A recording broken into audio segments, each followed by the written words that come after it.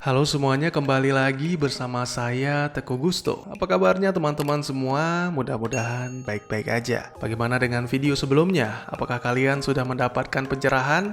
Jika belum, silahkan berkomentar, biar kita bisa bahas sama-sama ya. Karena saya juga butuh pendapat dari teman-teman semua, siapa tahu pendapatnya lebih masuk akal. Oke, kali ini kita akan membahas sebuah film yang berjudul Color Out of Space.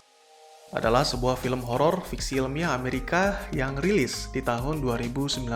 Disutradarai sekaligus ditulis oleh Richard Stanley berdasarkan cerita pendek dengan judul The Color Out of Space. Pakai "the" ya, jadi agak beda. Karya H.P. Lovecraft. Film yang berdurasi 111 menit ini dibintangi oleh Nicolas Cage, Julie Richardson, Elliot Knight, Madeleine Arthur, dan Tommy Chong. Lagi-lagi, saya mengingatkan untuk menonton videonya sampai habis karena ada segmen penjelasan yang sayang jika dilewatkan. Baik, daripada berlama-lama, mari kita langsung saja ke ceritanya. Film dimulai dengan sebuah penjelasan tentang bukit di sisi barat Arkham. Di sana terdapat lembah dengan hutan lebat dan aliran sungai yang gelap. Banyak yang berkata bahwa tempat itu adalah tempat yang jahat karena Arkham adalah kota kuno yang dipenuhi oleh legenda penyihir. Mungkin pada awalnya semua mengira itu hanyalah sebuah dongeng menyeramkan dari seorang nenek kepada cucu-cucunya. Tapi ketika berada di sana, Anda akan merasakan sesuatu yang aneh, sesuatu yang membuat Anda bertanya-tanya, apakah ada sesuatu yang lain di sana selain misteri itu sendiri? Di suatu sore yang cerah di tepi danau, ada seorang gadis cantik bernama Lavinia, berpenampilan seperti wanita Eropa pada abad pertengahan dan sedang melakukan ritual demi kesembuhan sang ibu. Ritual itu pun terganggu akibat kemunculan seorang pemuda bernama Ward. Dia mengaku sebagai ahli hidrologi yang sedang melakukan survei di sebuah waduk air. Pemuda itu mengetahui sedikit banyak tentang ritual, sehingga membuat Lavinia yang awalnya kesal jadi sedikit melunak. Tentu saja ritual tersebut tidak benar-benar berhasil. Lavinia hanyalah penggemar hal-hal mistis dan berbau sihir. Mungkin dia melakukan itu karena merasa sudah putus asa dengan penyakit sang ibu yang tak kunjung sembuh. Lavinia tinggal tak jauh dari danau bersama ayahnya Nathan Gardner dan ibunya Teresa, serta dua adik laki-lakinya bernama Benny dan Jack. Mereka memutuskan meninggalkan hiruk-pikuknya kota dan kini tinggal di peternakan milik ayah Nathan, menikmati sejuknya pedesaan. Walaupun tidak jarang terjadi pertengkaran, keluarga Gardner bisa dibilang sangat harmonis dan berkecukupan. Pada malam harinya, keluarga Gardner mengalami sebuah kejadian aneh. Sebuah cahaya merah muda tiba-tiba saja menyinari rumah mereka hingga akhirnya terjadi guncangan dahsyat. Ternyata itu membuat semuanya terkejut, apalagi ketika menemukan sebuah batu panas bercahaya yang diduga jatuh dari langit. Keesokan paginya, wali kota dan sheriff mendatangi rumah Nathan. Tidak ada yang mengetahui tentang benda itu, hingga Ward muncul dan menjelaskan bahwa kemungkinan besar itu adalah meteorit. Melihat kedekatan putrinya dengan Ward membuat Nathan tidak nyaman, hingga meminta Lavinia untuk masuk ke dalam rumah. Beberapa waktu kemudian, Ward dan Benny tiba di rumah pria tua yang hidup liar di tengah hutan bernama Ezra. Sangat mengejutkan, ternyata Ezra dan juga keluarga Gardner meminum langsung dari air tanah yang menurut mereka sangat menyegarkan. Padahal sebenarnya ketika diteliti lebih lanjut, Ward menemukan sesuatu yang aneh dan sepertinya air tersebut berbahaya untuk dikonsumsi. Ketika malam, hujan badai dan petir melanda daerah itu. Lagi-lagi keluarga Gardner menemukan keanehan pada batu meteorit yang mana ternyata benda tersebut dapat menarik kilat. Kejadian aneh juga dialami oleh Ward, berawal dari dering pada ponselnya, diikuti dengan mobilnya yang menyala sendiri. Apa yang sebenarnya terjadi? Walaupun batu meteorit itu telah lenyap, wali kota Tuma tetap memanfaatkan peristiwa yang terjadi di kotanya sebagai upaya meningkatkan kunjungan wisatawan. Tidak tanggung-tanggung, bahkan wanita itu membawa awak media untuk mewawancarai Nathan walaupun tanpa persetujuan dari yang bersangkutan. Tak perlu menunggu waktu lama, berita tersebut langsung disiarkan di televisi pada malam harinya dengan sedikit penyelewengan informasi. Tentu saja, itu membuat Nathan kesal karena dirinya terlihat bodoh di televisi. Tiba-tiba saja terjadi suatu hal yang mengerikan di malam itu. Tanpa sadar, Teresa yang sedang menyiapkan makan malam telah memotong jarinya sendiri. Dinner's ready. Nathan dan istrinya pun bergegas ke rumah sakit yang jaraknya cukup jauh. Dalam keadaan darurat seperti ini, tanggung jawab peternakan dipercayakan pada Benny.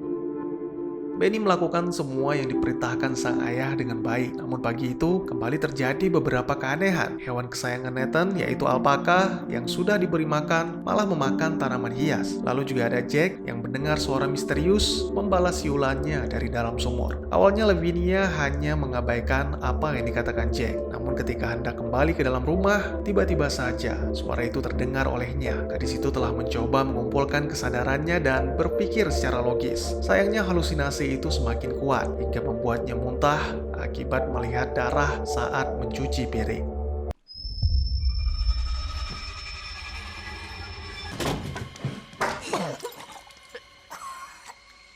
Tak lama kemudian Ward datang, berniat memperingatkan Lavinia dan keluarganya untuk tidak meminum air dari tanah. Tapi sepertinya Lavinia tidak mendengarkan larangan itu karena kondisi tubuhnya yang tidak sehat. Hal yang tidak jauh berbeda juga terjadi pada Ezra. Tibanya Ward di kediamannya, Ezra mengaku mendengar sesuatu dari balik tanah. Kemudian pria tua itu mengatakan hal-hal aneh seperti hal-hal berbau makhluk asing dari dunia lain.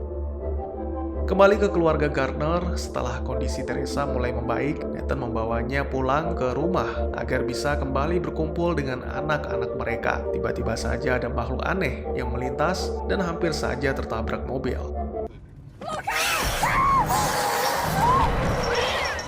Karena merasa sangat cemas, Teresa mencoba menghubungi anak-anaknya. Namun, seperti yang dialami oleh Nathan, sejak pagi sama sekali tidak ada jawaban dari Lavinia. Padahal sebenarnya putri mereka telah menjawab semua panggilan tersebut, tapi seperti ada yang mengganggu sinyal, sehingga yang terdengar adalah suara-suara yang tidak jelas. Jack sendiri masih terus berada di halaman rumah, apalagi setelah menemukan serangga aneh berwarna merah muda yang tidak pernah dilihat sebelumnya. Sementara Lavinia terus berhalusinasi hingga akhirnya kedatangan Benny menyadarkannya. Benny menjelaskan bahwa ada sesuatu yang mengganggu pikirannya sehingga membuatnya tersesat. Tiba-tiba saja terjadi gangguan listrik, itu membuat Lavinia dan Benny menyadari bahwa sejak tadi tidak melihat Jack. Setibanya di luar, ternyata orang tua mereka telah kembali. Mengetahui Jack yang berada sendirian di halaman membuat Nathan marah besar. Ditambah lagi hewan alpaka kesayangannya masih berada di luar dan anjing mereka, Sam, hilang. Lavinia dan Benny mencoba menjelaskan apa yang mereka alami seharian ini. Namun Nathan hanya meresponnya dengan caci maki yang begitu menyakitkan sehingga Lavinia mengajak Benny untuk pergi dari rumah. Tidak cukup sampai di situ. Ketika mandi, Nathan juga menemukan sesuatu yang berlendir yang keluar bersama air. Sangat mengejutkan, ternyata benda itu hidup. Nathan pun kembali berkata-kata kasar dengan menyinggung penyakit kanker istrinya.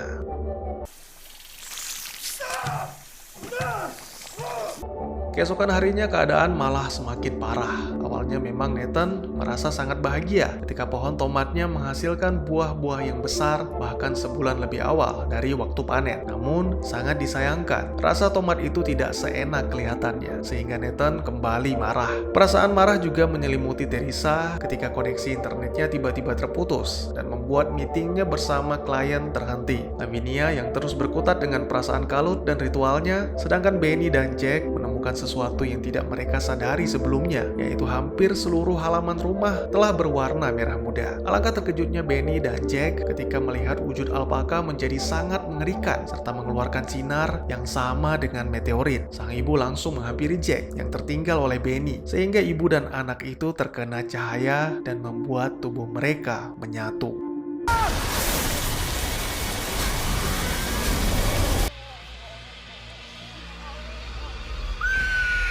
Tidak ada satupun yang bisa dihubungi oleh mereka untuk meminta pertolongan. Bahkan mobil Nathan kini tidak bisa menyala, seolah-olah semuanya dilumpuhkan dengan gelombang elektromagnetik. Benny meyakini bahwa meteorit tidak hanya mempengaruhi makhluk hidup dan benda elektronik, tapi juga waktu. Waktu terasa lebih lama, seolah mereka telah duduk di sana selama berhari-hari menunggu sang ayah kembali dan mendapatkan pertolongan. Nathan tak kuasa menahan rasa sedih dan marah yang bercampur jadi satu ketika melihat kondisi istri dan anaknya. Pada awalnya, pria itu melampiaskan kepada monster alpaka yang dianggap sebagai sumber bencana bagi keluarganya.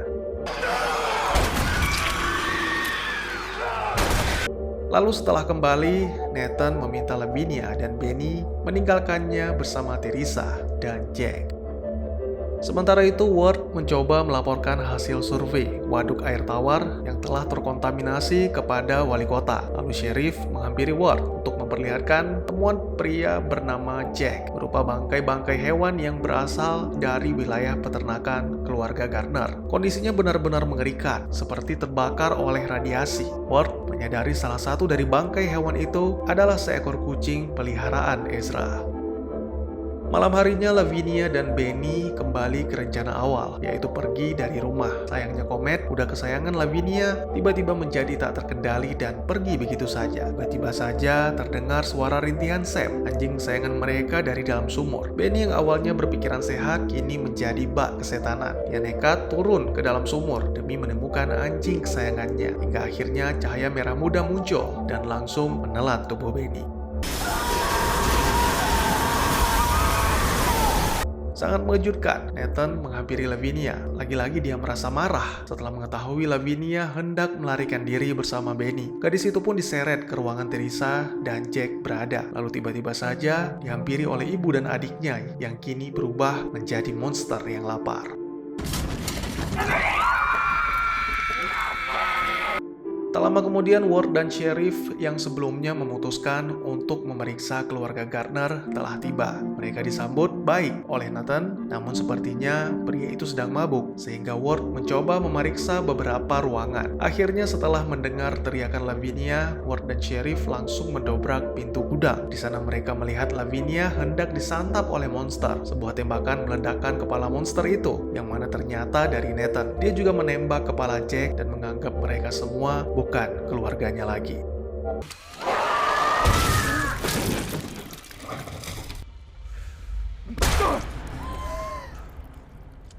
Mereka pun memutuskan pergi dari tempat itu, sekaligus membawa Lavinia ke rumah sakit. Namun tiba-tiba saja makhluk cahaya muncul dari sumur, membuat mereka tertahan, dan secara diam-diam Nathan berusaha menembak Ward. Untungnya dengan sigap, Sheriff menggagalkannya dengan lebih dulu menembak Nathan, yaitu membuat Lavinia merasa sedih dan menolak ikut bersama Ward. Lagi pula tidak ada seorang pun yang akan dibiarkan pergi oleh makhluk itu.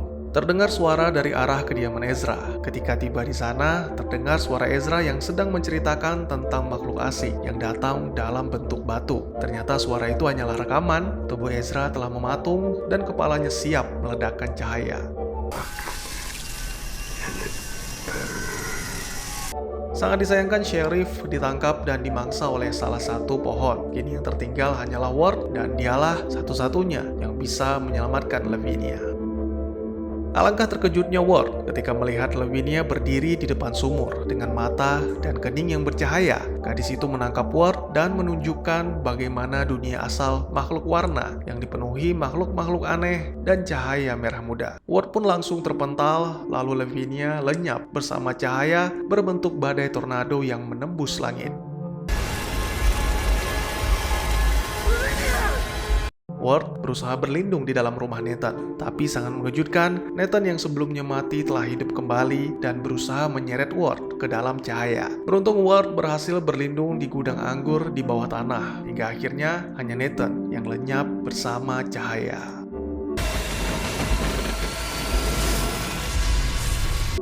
Film pun ditutup dengan menampilkan Ward yang bangkit dari reruntuhan rumah keluarga Gardner pada keesokan harinya. Dengan sebuah kompas miliknya, pria itu pun pergi meninggalkan tempat yang mungkin bahkan lebih mengerikan daripada mimpi buruk. Beberapa tahun kemudian, diperlihatkan Ward berada di sebuah bendungan. Ward berharap air yang mengalir di tempat itu terkubur sedalam-dalamnya. Tapi meski begitu, dia juga tidak akan pernah mau meminumnya. Hanya sedikit orang yang mengingat kejadian itu, sebuah kejadian yang tidak bisa diukur atau dimengerti dengan ilmu pengetahuan manusia.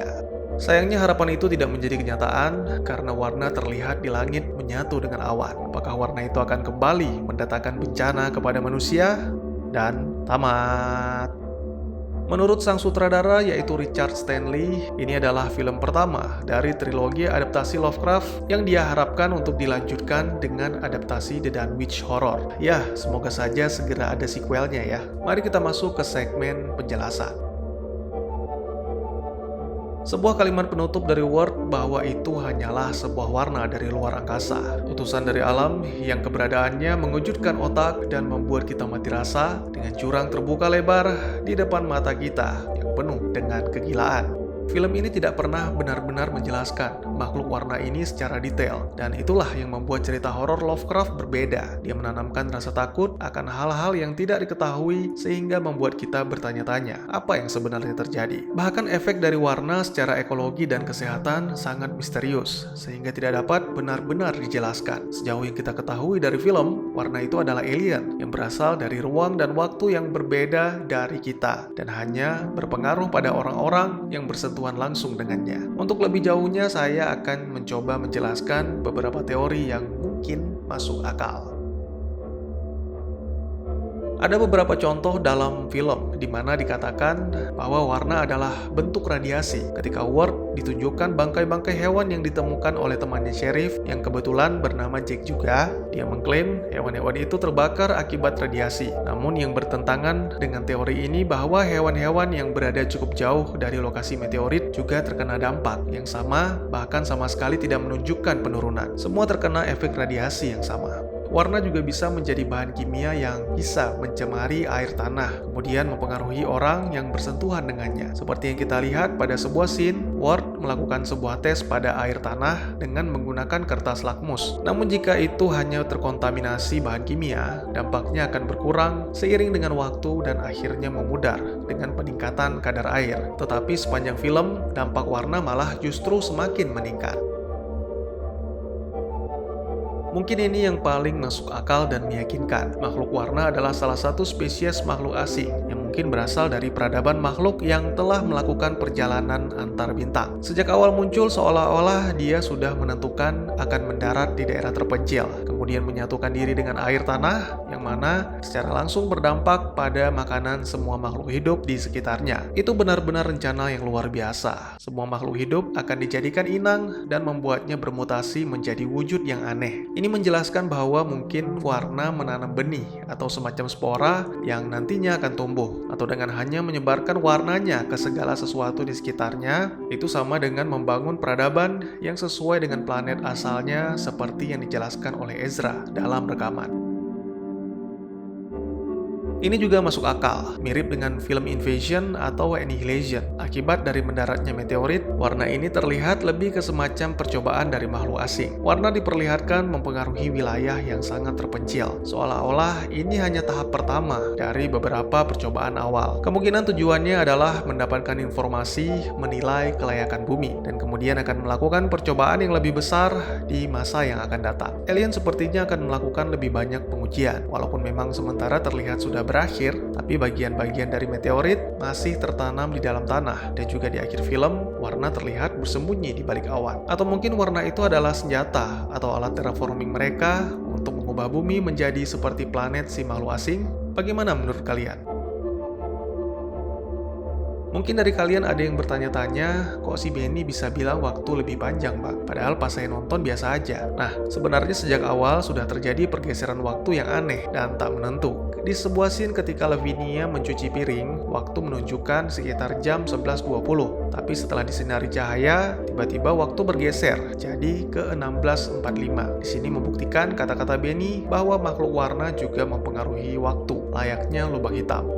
Bukan orang pintar atau sok tahu, saya hanya mengemukakan pendapat yang bisa menjadi bahan pertimbangan atau pemikiran kalian dalam memahami film. Tidak ada yang mengetahui benar atau salah selain sutradara dan penulis naskah. Oleh karena itu, mohon maaf jika memang ada kesalahan dari informasi yang saya sampaikan. Dan juga bagi teman-teman yang punya teori tentang film ini ataupun ingin berdiskusi, atau mungkin juga teman-teman punya referensi film lain untuk kita review, silahkan tuliskan di kolom komentar atau bisa DM ke Instagram saya di @tegugusto.